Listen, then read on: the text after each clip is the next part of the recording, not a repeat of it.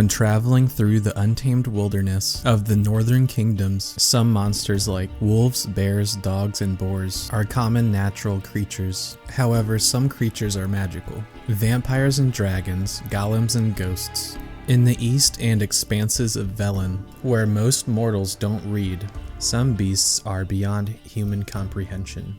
Deep beneath the foul, seething wetlands is Crookback Bog. You can't trust a single thing in its stagnant pools. The drowners will undoubtedly drag you under. If the murky waters don't infect you, you will become a nice snack for them. However, there are forces in this bog that outweigh unthinkable monsters that cannot be classified by our rational definitions. They are as old as this forest, cruel and vindictive, not to be crossed. The three witches gather during a thunderstorm and sing a prophecy from Macbeth, which of course is obviously a derivation of a rhyme from a different play, from a different world than our own. We may not have a complete understanding of the eldritch crones of Crookback Bog, but today we're going to make sense of all the information we do have on the good ladies, and with the aid of a variety of real-world inspirations, we will explain how the Weird Sisters involve themselves in the affairs of the protagonist, with promises of glory that blind Macbeth to the ominous sorceresses at work. Savage monsters that mercilessly destroy everything and everyone in their paths are fine and good, but I find witches to be much more interesting. In reality, they are repulsive, malevolent beings that are closer to demons than humans, yet they can hide in civilization, sowing hysteria and turning people against one another, turning honorable men into villains. I have never seen such a disturbing set of characters in any other game that I've played, but let's look into the interesting stories surrounding witches. Let's start by talking about what is known about the Crones of Crookback Bog. They hear with severed ears, weave hair and twist lies, and get their energy from a broth of human flesh. No one knows their true names, or what breed of monstrosity they actually are. The Crones of Crookback Bog are older than humans, older than academies and mages, older even than elves and dwarves. However, the idea that the Crones were roaming the forest eons ago seems implausible.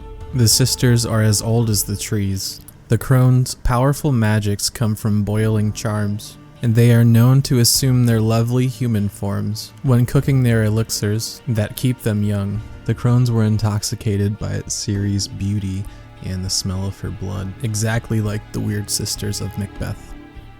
The witches are sometimes seen wearing red hats with ragged ropes hanging from their necks. On the day of their Sabbath, we witness the brewers at work, making broth from a man they tricked.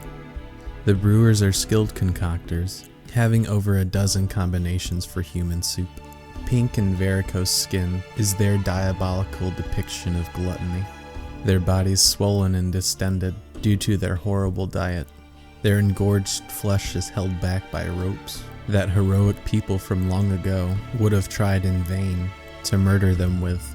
Fortunately for our sakes, they like to cover their faces with wicker baskets. A string of severed human ears dangles around most their necks, along with sacks filled with assorted body parts. They also like to decorate the forest with human ears. Lovely. This gives them access to even the faintest of whispers. Both the Weird Sisters of real-world mythology and the Crones of the Witcher universe are known for bestowing blessings with hidden meanings and tempting promises that utilize wordplay to fool the human that seeks their assistance. As idiotic as it may seem, there are humans that live in Crookback, and they are likely to have wondered about the lady's origins. The first of these origins, though having a weaker connection, still deserves mentioning. It may have something to do with Mela Tel, the mother goddess revered throughout the northern kingdoms. The cult of Mela Tel was one of the oldest and most well-known at the time. Almost every pre-human being practiced its worship. Every ancient Nordic human group revered a goddess of harvest and fertility, who served as a protector for farmers and a patroness of marriage and love for gardeners. Many people have been persuaded to believe that the mother goddess and the woman in the woods are connected. The other origin story for the ladies, however, is the undeniable connection between the sisters and the ghosts haunting the area. The witches' madness slowly spread over the land, causing people to start leaving their homes and wandering into the bog, where they undoubtedly became food for beasts. Before long, the bog's waters resembled pools of blood. The lore of the bog witches resembles the fairy tales of the Russian boogeyman Baba Yaga. She is an elderly woman who lives in a remote hut that stands on chicken legs. I find the chicken leg part particularly disturbing. Depending on who you ask, she may appear as a single entity or as one of three sisters. The Witcher 3's best entry makes it abundantly clear that the Crones are heavily inspired by Macbeth. Speaking of taking inspiration, Shakespeare is rumored to have done so quite liberally. To be fair, you could argue that nothing is truly original. But I digress. I'm looking at you, Jedi wannabe Harry Potter. If you find yourself in the soggy swamps, and you think you can make out the shapes of some fair maidens, keep your wits about you, my friends. If you enjoyed this video, please don't forget to subscribe so I can reach the minimum required subscribers for monetization, so I can get some money to make you guys bigger and better videos. Put vascular in the comments so I know that you made it to the end of the video. And if you really want to make me smile, go send the word vascular in my Twitch chat.